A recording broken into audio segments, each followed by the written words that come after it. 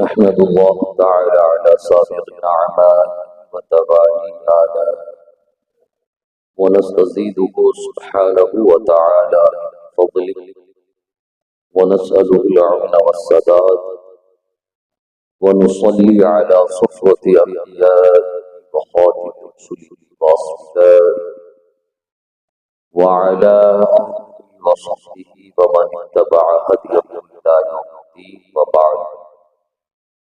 أعوذ بالله من الشيطان الرجيم. بسم الله الرحمن الرحيم. وعهدنا إلى إبراهيم وإسماعيل أن طهرا بيتي للطائفين والعاكفين والركع السجود. صدق الله العظيم. غوث اعظم و بنے مصر ساما مدد مدد کعبہ ما مدد بگرداب بلا افتاد کشتی ضعیفان شکستہ رخت کشتی کے حق خواجہ عثمان حاضر مدد کنیا ماہد عقیدت و احترام کے ساتھ اتفاق پڑھیں. اللہم صلی علی سیدنا و شفیعنا و نبینا و مولانا و بارک وسلم. صلاة و سلام علیک یا رسول اللہ. صلاة و سلام علیک یا حبیب اللہ صلی اللہ تعالی علیہ وسلم.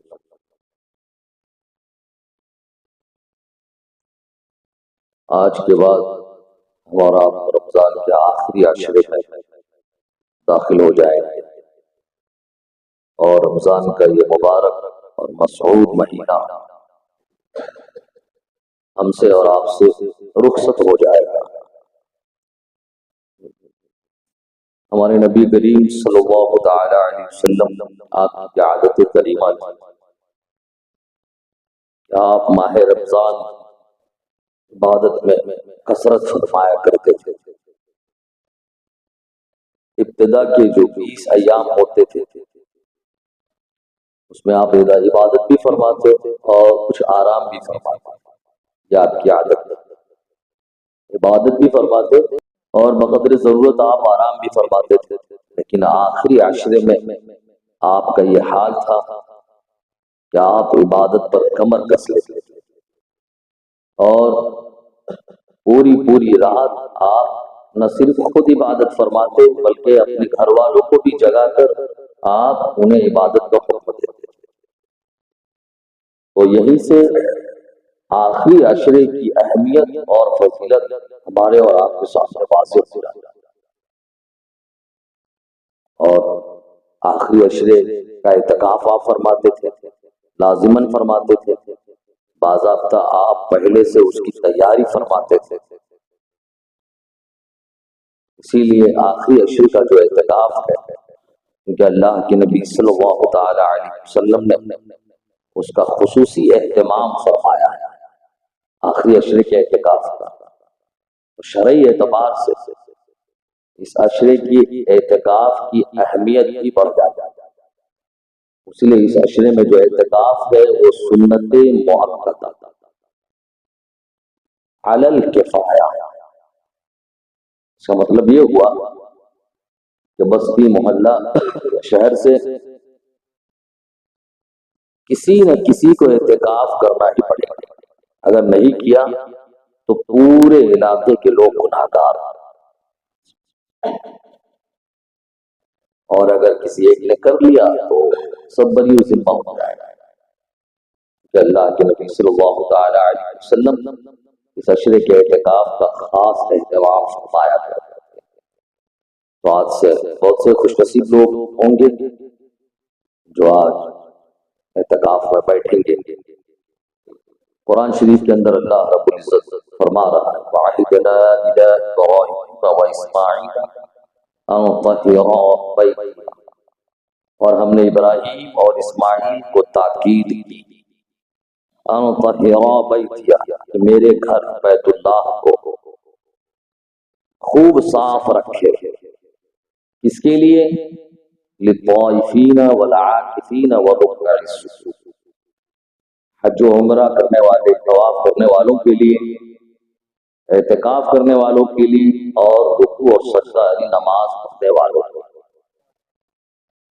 یہی حکم دنیا کی تمام مساجد کے لیے کہ مساجد بالکل پاک اور صاف ہونی چاہیے، وہاں کوئی گندی چیز نہ ہو، حتیٰ کہ بدبودار چیز کھا کر مسجد میں آنے کو شریعت نے منع کیا.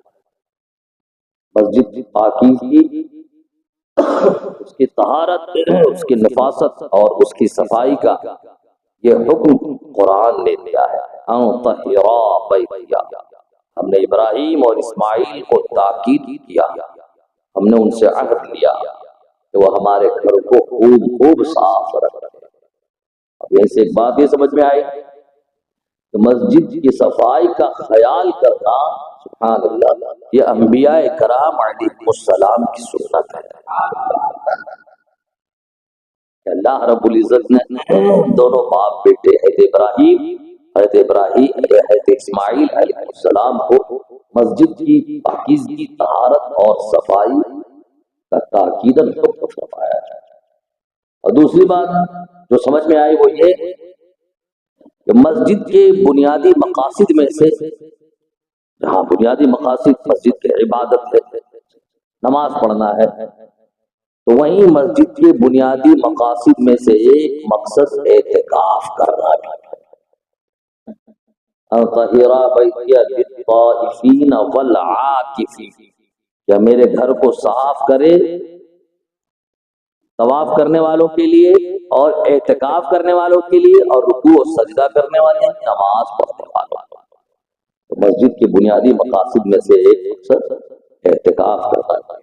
اور اسی آیت شریفہ سے یہ بات بھی سمجھ میں آئی کہ اعتکاف یہ وہ عبادت ہے کہ جس کا ثبوت صرف اس امت ہی کے میں نہیں ہے، بلکہ ہم سے پہلے جو لوگ اگلی جو امت تھی ان میں بھی اعتکاف والی عبادت تھی. لہذا جو لوگ اعتکاف کو بیٹھیں گے وہ سب سے پہلے تو یہ کہ اعتکاف کے بنیادی مقصد کو سمجھیں. اعتکاف کا مطلب ہوتا کیا ہے؟ جب آپ اعتکاف کی تعریف دیکھیں گے تو آپ کو سمجھ میں آ جائے گا اعتکاف کیا ہے. بہت سے لوگ ایسے ہیں جو کاروبار سے، دنیا داری سے بالکل جب تھک جاتے ہیں، کچھ لوگ ہوتے ہیں، کچھ ہی لوگ ہوتے ہیں جب تھک جاتے چلو اعتکاف کا نام لکھا لیتے ہیں، آرام کریں گے، 10 دن وہاں پر سب چیز کا انتظام رہے گا اور بالکل جسم کو بالکل راحت ملے گی. اعتکاف کا مقصد آرام کرنا نہیں، اعتکاف کا مقصد سونا نہیں. سمجھ لیں، اعتکاف کی تعریف اگر آپ دیکھیں گے لغوی اعتبار سے دیکھیں تو اعتکاف کا مطلب ہوتا ہے کسی چیز کی طرف اپنی توجہ کو مبذول کرنا، پوری توجہ لگا دینا اور تعظیم کے طور پر اس کو لازم پکڑ لینا. بس یہی، اس کے علاوہ اور کچھ نہیں. یہ تو لغوی معنی ہے. شرعی اعتبار سے اعتکاف کی تعریف آپ دیکھیں، اس کا مطلب ہوتا ہے کہ اللہ تعالیٰ کی عبادت کے لیے اپنے آپ کو مسجد میں وقف کر دے.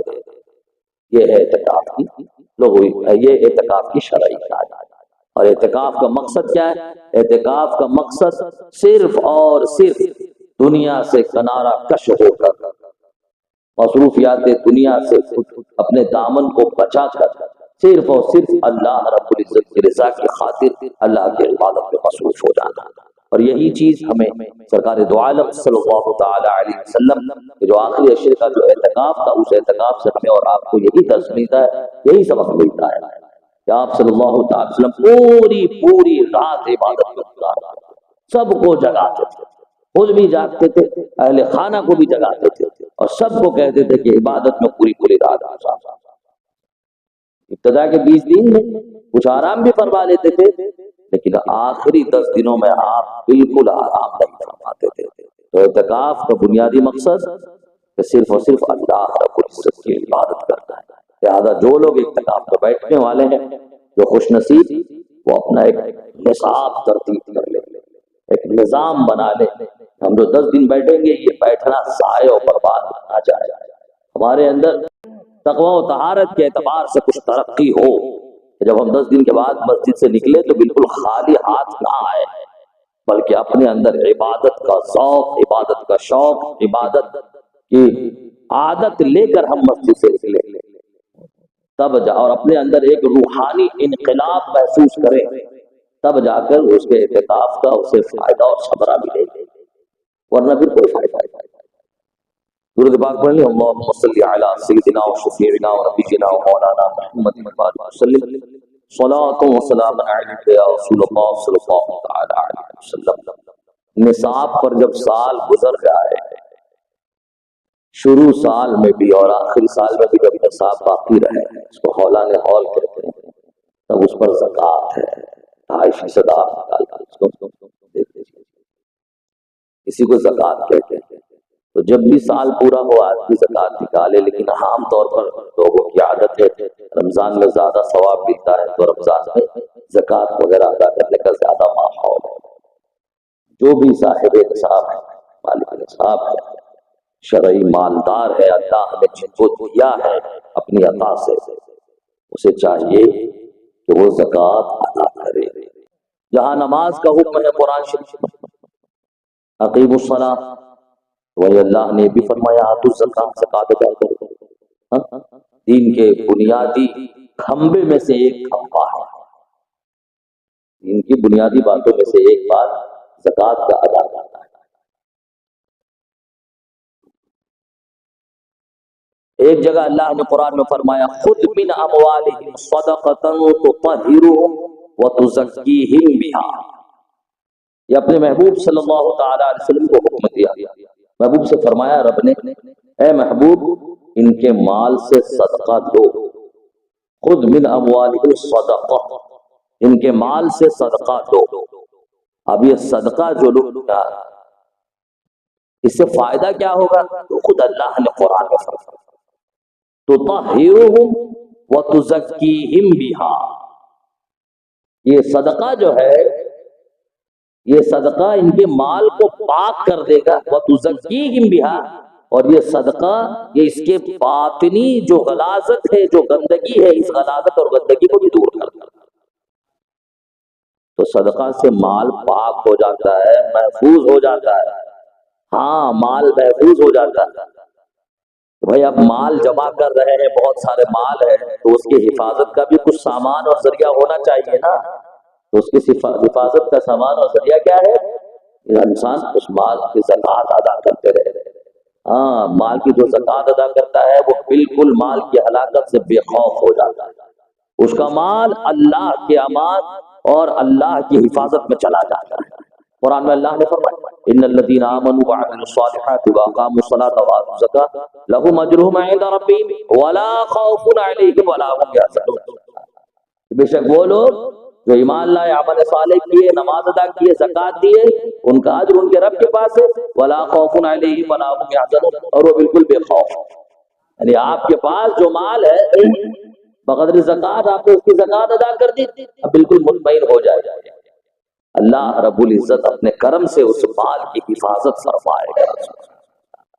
خذ من اموالہم صدقۃ تطہرہم، محبوب ان کے مال سے صدقہ لو، تطہرہم، تو یہ صدقہ لینا، یہ زکوٰۃ، یہ اس کے مال کو پاک کر دے گا، گندگی سے پاک کر دے گا، بالکل فریش مال اس کے پاس رہ جائے گا، وہ اللہ کی امان میں ہو جائے گا۔ وَتُزَكِّيهِمْ بِهَا، اور اس سے دوسرا فائدہ کیا ہوتا ہے؟ یہ دل کا تزکیہ ہوتا ہے، مال کی محبت جو ہے نا، یہ محبت نکلتی ہے اس سے۔ ظاہر سی بات ہے 1 لاکھ کمائے آپ محنت سے، اس میں سے 2,500 آپ دوسرے کو دیں گے، آپ کمایا، آپ کی محنت کی کمائی، گاڑی کمائی ہے، 2,500 روپیہ آپ دوسرے کو دیں گے، یہ کوئی آسان بات تھوڑی ہے، آسان بات نہیں ہے نا بات۔ 1 لاکھ میں سے آپ 2,500 نکال کے دوسرے کو دے رہے ہیں، آپ کی ملکیت، آپ دوسرے کو مالک بنا رہے ہیں، تو یہ بہت مشقت والا کام ہے، یہ بہت دقت اور تکلیف دینے والا کام۔ لیکن جب بندہ یہ کرتا ہے نا، اپنے نفس کو مارتا ہے اور اس کا دل بالکل دنیاوی مال و محبت سے بالکل پاک و صاف ہوتا چلا جاتا ہے۔ وَتُزَكِّيهِمْ بِهَا، اور یہ جو صدقہ ہے، یہ جو زکوٰۃ ہے، یہ انسان کے دلوں سے مال کی محبت اور دنیا کی محبت کو یہ کم کرنے والی بات ہے۔ اچھا بظاہر تو ایسا لگ رہا ہے کم ہو رہا ہے، 1 لاکھ میں سے 2,500 کم ہو رہا ہے، لیکن یہ بظاہر کم ہو رہا ہے، ہاں یہ بظاہر کم ہو رہا ہے، قرآن کہہ رہا ہے، اللہ فرما رہا ہے یمحق اللہ الربا ویربی الصدقات، اللہ سود کو تو مٹا دیتا ہے، بالکل برباد ہو جاتا ہے، سودی کاروبار بھی برباد ہوتا ہے، وہ یہاں بھی خسارے میں رہتا ہے سودی کاروبار کرنے والا، آخرت میں بھی خسارے والا ہے، ویربی الصدقات، لیکن اللہ صدقات کو بڑھاتا ہے، پروان چڑھاتا ہے، اسے پالتا ہے، ویربی الصدقات۔ اب آپ عینی مشاہدہ کریں، عینی مشاہدہ کریں، ایسے لوگوں کے زندگی کو آپ دیکھیں جو بالکل مستقل طور پر زکوٰۃ ادا کرتے ہیں، آپ دیکھیں کہ پچھلے سال اس نے 5,000 دیا تھا تو اس سال 10,000 زکوٰۃ دے رہا ہے۔ ارے بھائی 10,000 کیوں دے رہا ہے؟ مال بڑھا تب تو 10,000 دے رہا ہے۔ ہاں پچھلے سال وہ 5 لاکھ نکالتا تھا، اس بار اس کے بعد 10 لاکھ زکوٰۃ نکالتا، تو یہ 10 لاکھ، تو اس سے لوگوں کو پریشان نہیں ہونا چاہیے، دن بدن تو اور زکوٰۃ زیادہ ہی ہوتی جا رہا ہے۔ ارے بھائی آپ کا مال بڑھ رہا ہے اسی لیے آپ کی زکوٰۃ بڑھ رہی ہے۔ یمحق اللہ الربا ویربی الصدقات، اللہ رب العزت سود کو مٹاتا ہے اور اللہ رب العزت صدقات کو بڑھاتا ہے۔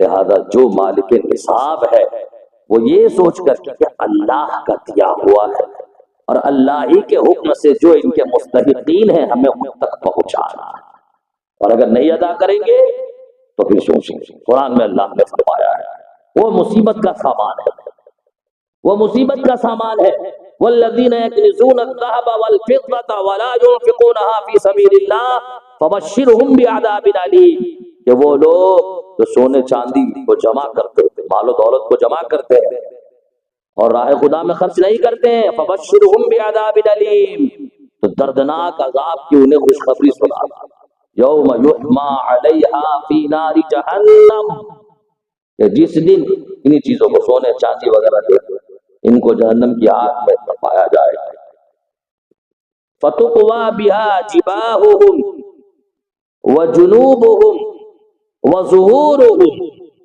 اور اس کو تپا کے پگھلا کے اس کی پیشانی پر ڈالا، پیشانی کو داغا جائے گا، اس کی کروٹوں کو داغا جائے گا اور اس کی پیٹھ کو داغا جائے گا، وظہورہم ھذا ما کنزتم، کہا جائے گا یہی ہے تمہارا خزانہ، اسی کو تم نے جمع کیا تھا، فذوقوا ما کنتم تکنزون، تو جو تم نے جمع کیا اس کا مزہ چکھو۔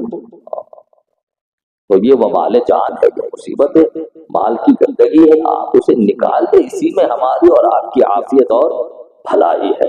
حدیث پاک میں ہے اور سخت وعید ہے کہ جن اموال کی زکوٰۃ نہیں ادا، لوگ زکوٰۃ ادا نہیں کرتے ہیں، وہ سب مال سب گنجے سانپ کی شکل میں آئے گا اور دوڑائے گا، مال والے کو دوڑائے گا۔ اب یہ گنجا سانپ کیا ہے؟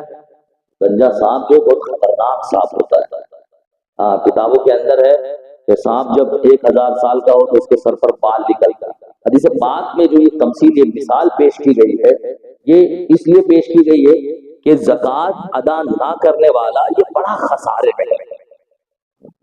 گنجا سانپ، یہ سانپ جب 1000 سال کا ہوتا ہے تو اس کے سر پر بال نکلتا ہے، اور جب 2000 سال کا ہوتا ہے تو اس کے اندر زہر کی اتنی شدت ہوتی ہے کہ زہر کی شدت کے سبب وہ بال گنجا، مطلب یہ گنجا سانپ بڑا زہریلا سانپ ہے۔ یہ اموال اس کے ہم زکوٰۃ ادا نہیں کریں گے، یہ سب گنجے سانپ شکل میں کل بروز قیامت ہمارے لیے مصیبتیں جان بن جائے گا۔ لہذا ایسی چیز جو ہمارے لیے خسارہ اور نقصان ہی نقصان ہے، اسے ہم اپنے گلے سے باندھ کے نہ رکھیں۔ اللہ رب العزت کی بارگاہ میں دعا ہے مولا عز و جل ہم سبوں کو اس ماہ مبارک کا فیضان عطا فرمائے، احکام شرع پر عمل کی توفیق مرحمت فرمائے، دارین کی سعادتوں سے مالا مال فرمائے، اور ہم سب کا خاتمہ ایمان پر فرمائے۔ السلام علیکم ورحمۃ اللہ تعالی وبرکاتہ۔